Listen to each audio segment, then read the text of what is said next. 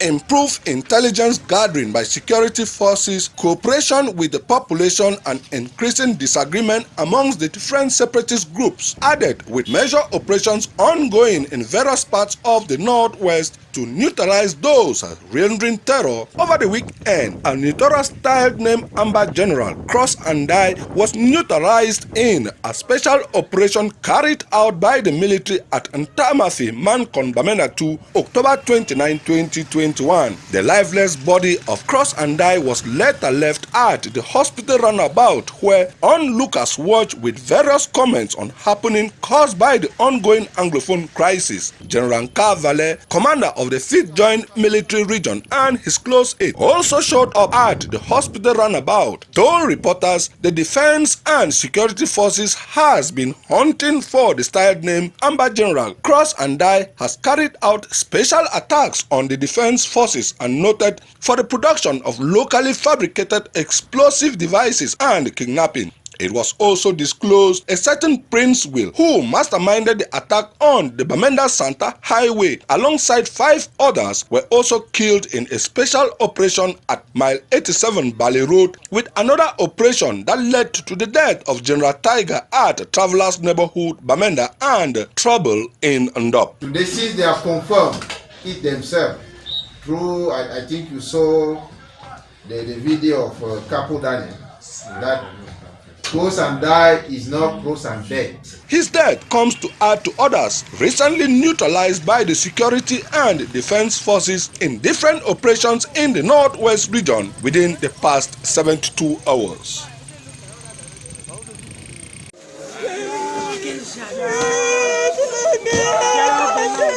These are the mortal remains of Ngunu Delor Martine, 35-year-old butcher at the Mbuda Central Market, who took his own life last Saturday, October 30, 2021. As narrated by the girlfriend of the deceased, Ngunu Delor had just finished constructing his house at the Lafi neighborhood in the Bamenjinda area of the West region.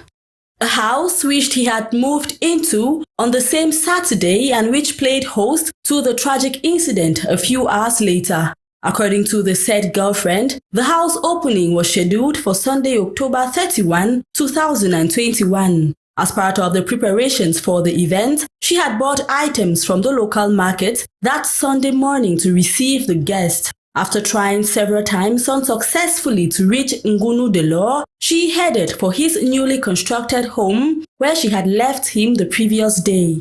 Doors and windows locked from the inside, the girlfriend sensed danger and did not waste time to alert the villagers and the forces of law and order. It was not long before the arrival of the scientific unit of the Mbuda Judicial Police, who forced open the doors, and behold, the lifeless body of 35-year-old Ngunu Delor in a pool of blood, a knife at his side, and blood stains on the walls. Police analysis indicated that the deceased had stabbed his belly a couple of times before eventually slitting his throat.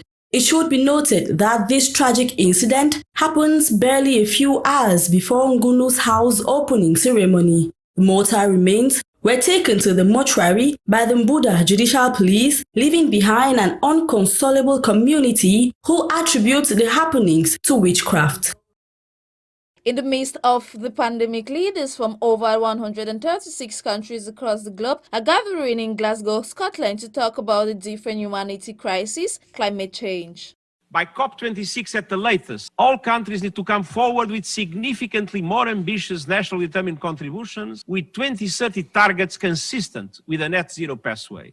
The major economies and members of the G20 must lead the way. Over the last 5 decades, human activities such as burning of fossil fuels, together with external forces such as variations in Earth's orbit, volcanic activities, changes in sun's energy output, including internal variables like clinical oceans patterns, amongst others, have contributed to climate change and rocking the world upside down with rise and fall in temperature, drought, storm, and many more. According to the United Nations Secretary General Antonio Guterres, the COP26 summit is committed to fostering net zero, which seeks to enhance a balance between the amount amount of greenhouse gas produced and the amount removed from the atmosphere by 2050. The global coalition for net zero emissions needs to grow to cover more than 90% of the emissions. And this is a central objective for the United Nations this year. The drive to net zero must become the new normal for everyone, everywhere, for every country, every company, city, financial institution, as well as the key sectors such as aviation, shipping, industry, and agriculture. At the same time, all commitments to net zero must be underpinned by clear and credible plans to achieve them. He lays emphasis on the fact that developing countries, particularly the small island developing states and the least developed countries, must be given the support they need to enhance their climate ambition. it should be borne in mind that Cameroon is one of the countries most hit with climate change, as it constitutes a serious threat to the country's natural resources and livelihood, such as farming, cattle rearing, as well as destruction of habitat, triggered from extreme weather phenomena such as heavy rainfall, high temperatures, violent winds, which endangers the community's ecosystem. Climate change involves each and all to be able to tackle the huge humanity crisis and meet up with net zero by 2050.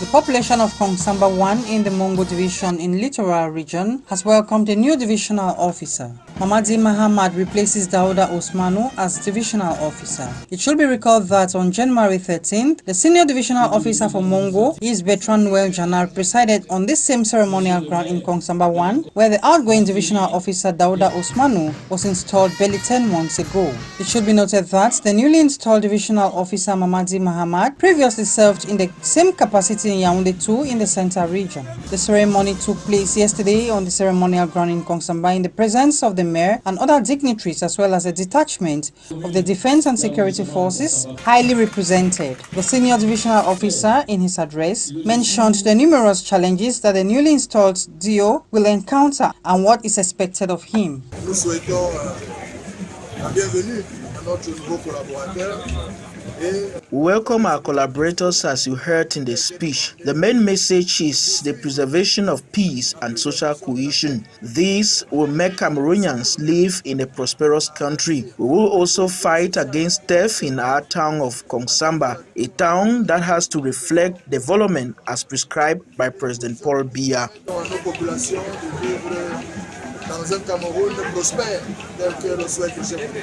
On his part, the outgoing divisional officer Dauda Usmanu also said he will keep very good and fond memories of the time he spent with the people of Kongsamba as he goes to Yaoundé. The ceremony finally ended with the taking of photographs, animation by numerous groups which added color to the ceremony, and a presentation of a bouquet of flowers to the divisional officer by his wife.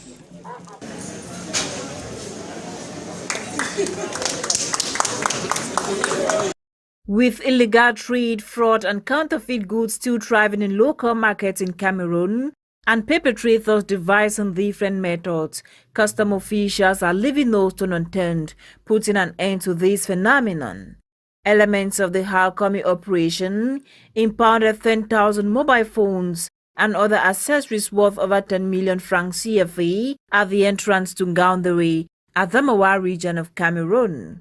According to Commander Mofor Jude of the Halkomi Zone 3, owners of the goods failed to pay the required custom duties. The problem here is an importer who has passed through Yaoundé-Simalène, Douala International Airport, has already paid his duties. Now, these people are coming from the north, they have not paid. Are you sure they are going to sell the same price? So the role of customs is not only to collect duties, but to regulate the market so that everybody can sell the same price. The fraudulently imported mobile phones were reportedly packed, among other goods, on board a heavy-duty truck set to be distributed to local markets. Cross the frontiers, declare their goods, make customs declarations, instead of taking us as soothsayers or wizards. To fight this phenomenon that is gaining grounds, elements of the Halkomi Zone 3 are stationed in all three northern regions of the country.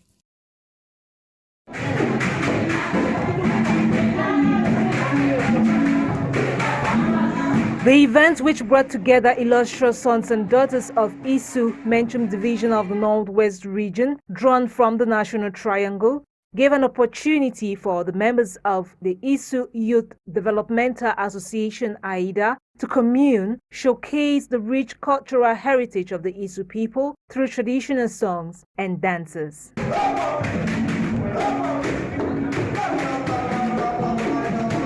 Top on the itinerary for the association was the installation of the new elective executive members of the National Bureau.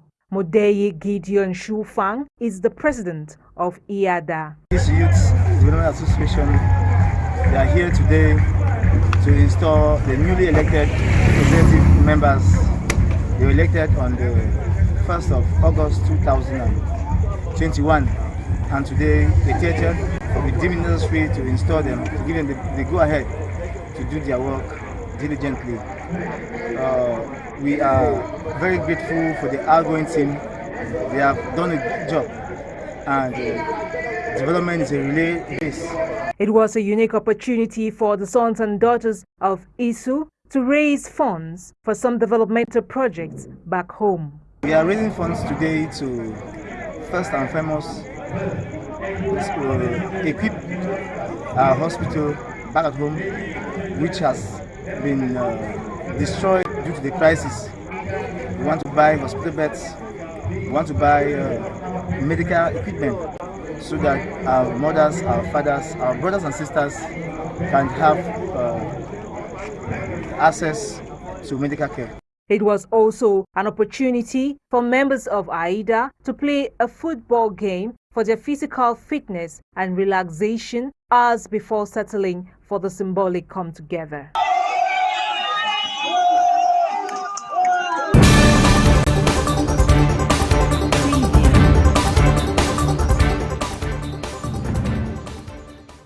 Workers of Bolloré Group this 3rd day of November 2021 staged a protest action at their headquarters in Douala, Cameroon, demanding payment of legal rights and for them to receive their certificate of work. Our rights, that we should pay our rights, legal rights, give legal rights, give our work certificate, end of contract, work certificate, end of contract. So that's why we are here. These legal rights, how much are we looking at? No, we are not looking at a certain amount. The fact is that the legal rights are known and they know as they can calculate them. Understand? According to the disgruntled workers, their contract with the group ended in 2019, but they are yet to receive certificates indicating an end of contract. So it's work for 15 years. So we end the contract 2019 up to date. The court authority give us a document which is called about 2 years ago. Brandishing placards with messages like "After 15 years of loyal services, zero thank you, Bolloré again and again our legal rights, our 15 years of service, our certificates of work," the workers say the company must respect their rights. Bolloré is playing a game with us. The problem was that they wanted us to fail RTC. That was a fact. But since they never came into what they wanted, so that now we are the people to pay. You understand? We don't accept that, we won't accept that, and they will pay us. Let them know that they will pay us. Faced with this situation, the workers are calling on government officials to intervene. They wish they know it already, and we were told that they know the amount already, which were asked because we started negotiating with them since October 2019, and they did nothing. So today we are crying. We are crying the help of the government because the government told them to negotiate with us, and they refused categorically. So today we have come here to manifest.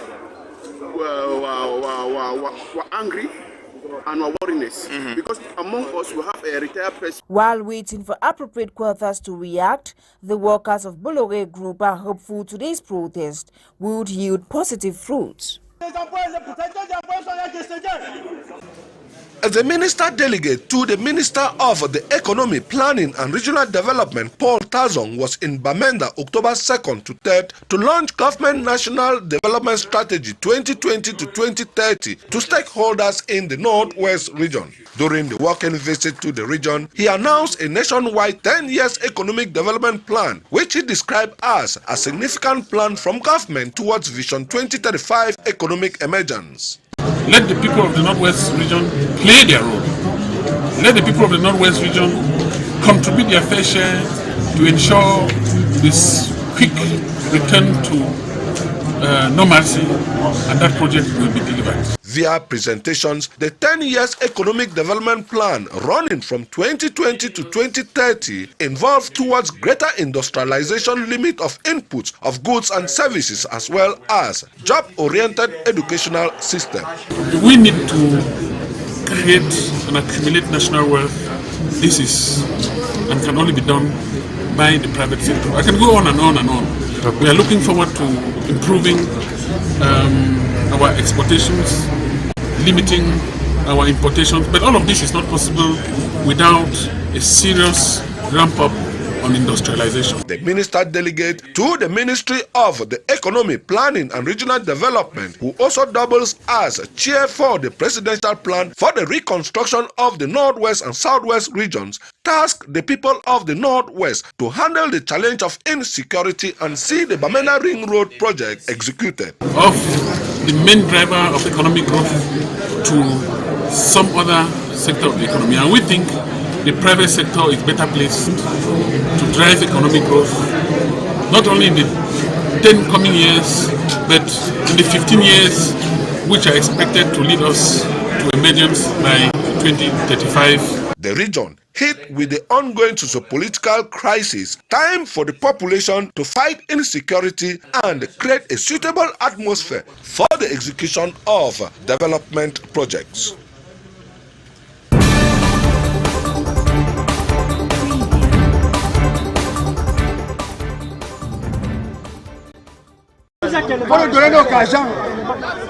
Donnez-nous nos cajans, on veut nos cajans. On est tellement respecté.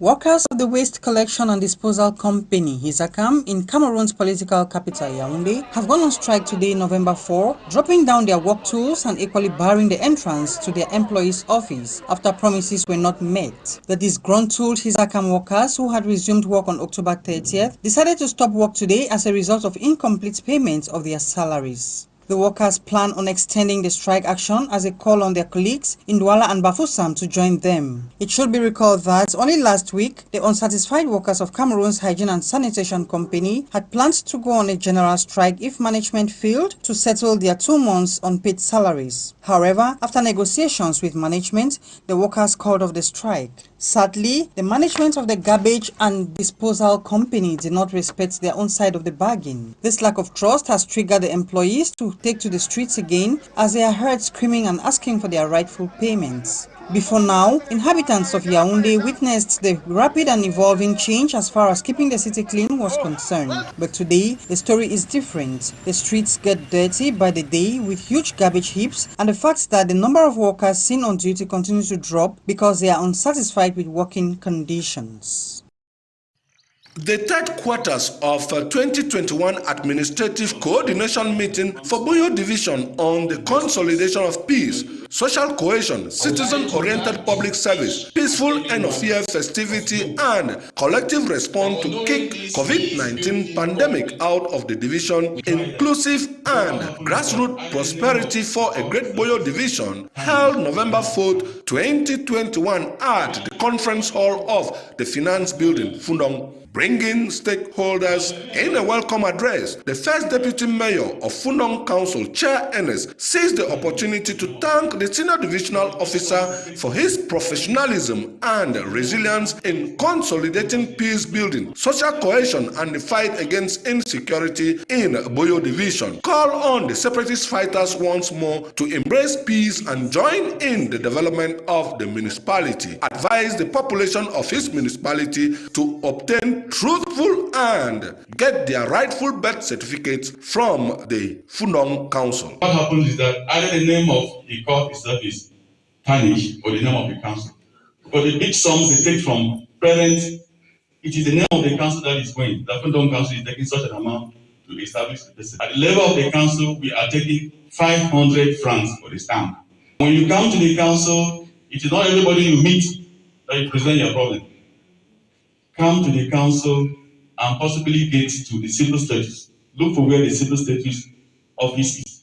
Presentations from divisional delegates, parish priest of St. Jude Parish, Fundong, a representative of the Paramount Fund of Com, call on all to preach peace and the return of normalcy in Boyo. Boyo SDO Fidel Tinie appreciating the stakeholders for honoring peace-building conclave, with Boyo considered as one of the epic centers of the socio-political upheavals prevailing since the ongoing Anglophone crisis in the Northwest and Southwest region, thanked the people of Boyo for collective resistance and resilience, succeeding amongst others. The preoccupation is to see exactly how to stabilize definitively, to pacify and to secure Belo, Fundong, Ginicom, and both subdivisions, so that we should see our population working hand in glove and consolidating the development in Boyo division. We need to take the leadership as the pacification process is concerned. To consolidate as an exemplary recommendations necessary for a pacified, secured, educated, beautified, and developed Boyo division for the emergence of grassroots development pillar on the advent of a great Boyo came into fusion.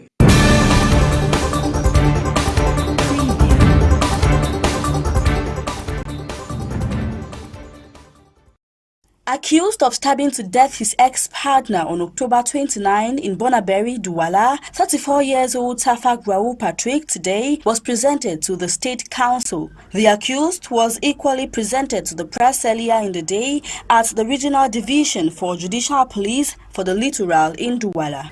In the night of the 29th October, a 26-year-old girl named Christain was killed by her ex-boyfriend in front of her children. This girl ran away and the police began to track him. He was found at Susa with the help of the element of the public security post of Susa. This girl will be presented to the prosecutor of the Republic. So we are calling all the citizens to collaborate with the security forces to help us to stop the criminality in our town. As explained by the police commissioner, the accused had stabbed his ex-partner Christel Wete on grounds of infidelity, an act which he committed in the presence of his two children, aged 7 and 4 years. According to local sources, the murder was premeditated as the late Christel had left the accused Tafak Raoul 8 months before on grounds of domestic violence. He was then summoned to the Bonaberi Gendarmerie Brigade, where he signed an undertaking never to lay hands on Christel Wete, now of blessed memory. Raoul clearly did not respect the terms of the undertaking as he showed up months later, this time to take his ex-partner's life. Tafak Raoul Patrick was arrested in Susa and his fate is now in the hands of the law. I carry up my skin and my cross. Round the town over 10 days and my cross. Now let me. I say when I live in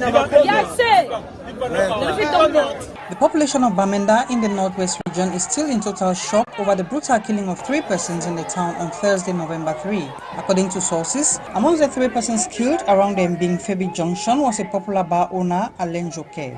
The exact motive for their killing is not yet established. However, information gathered suggests that the men might have been gunned down by non-state armed men for going against their orders. It is alleged that Alain Joker was awarded a contract spot by the Bamenda 2 Council, where he went to lay the groundworks. His beer parlor is located in Mancon, Bamenda 2 subdivision. Additional information says one person amongst them was a direct younger brother of Alenjoke, who survived the incident after sustaining bullet wounds in his hand, but was immediately rushed to the hospital where he is receiving medical attention. Sources say the armed men were more than 10 in number and apparently Alenjoke had been a target. The question on every lip is, what did he do to deserve such a brutal end? The 36-year-old man called Jules, who has been sexually abusing his two daughters, Aisha, age 7 and Uriel, 9, was exposed by the kids themselves, who opened up to their teacher. As the story goes, the girls, who live with their dad after their mother had left him, had been repeatedly violated by their father, who slept with 7-year-old Aisha 5 times and Uriel, 9-year-old, 2 times. Inhabitants of the locality where the girls live in Melong, Mungo division of the Littoral, had noticed that something obscene was going on when Jules had stopped his daughters from going to school. One of the teachers, concerned about the absence of the two sisters, sought to find out what was stopping them from coming to school, and after talking with Aisha, the little girl revealed the abominable act performed by their own father. The teacher then reported the case to an NGO, after which medical checks were carried out, and doctors then revealed that Aisha had contracted an STD, chlamydia. According to Mangara Faye Bienvenue, commander of the Gendarmerie unit in Melong, the news about the 36-year-old man sleeping with his two daughters was brought by the divisional officer. The Gendarmerie authorities also revealed that Jules had in the past sexually abused his neighbor's daughter, and after bribing the neighbor with 15,000 francs CFA, the case was closed. Sexual abuse on minors has become rampant in today's contemporary society, it is worth noting. While Jules remains under Gendarmerie custody, investigations continue on the case pending judgment. On October 26, 2021 at 8 p.m., elements of Mungo North Gendarmerie Company, during a punch operation in the district of Melong, made it possible to get hold of an alleged robber gang in possession of the valuables of the Catholic Church with an estimated value of 4 million francs CFA. They are named Ehode Etuge Blondot, 30 years old, alias Boko Boy, Chopko Frank, 29 years old, alias Saintsman, and Ambam Leone, 26 years old. Mama rent for a house. They don't implicate me for this matter. No, nothing way happen for this matter. It brings some boy, he's in my country boy. Oh, meet from Melong, I didn't have Mwange. They call the boy say, not tabi deep. Yeah, the boy do a transaction, the boy give back, I don't know. I don't know how the boy do give it, but wait for the contents of the back. I don't know, so now my own part that we're finding for inside, yeah. After the investigation meticulously carried out by the elements of the Mungo North Gendarmerie Company, under the coordination of its commander, Captain Membus Daniel Fricks, it emerges that these are the robbers who had robbed the Cathedral of Manfe on 6 June 2021 around 8:30 p.m. by breaking into the village hall of Manfe Cathedral, causing several victims and several valuables taken away.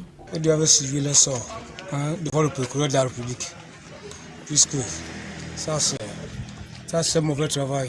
Il refuse de se débrouiller. Il fait mal aux autres. Il doit bien mériter le sort devant le procureur de la République. Parce que ça ne va pas. Ça ne va pas avec les délinquants là. On encourage beaucoup le commandant avec ces éléments. De continuer le travail en force pour que Dieu aussi donne la force de vivre plus fort.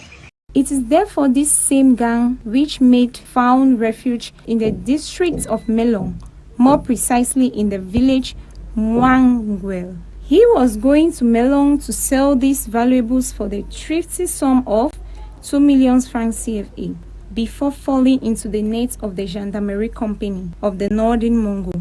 These alleged assassins and burglars were presented to the press on Thursday, November 4th, and brought before the military court in Douala.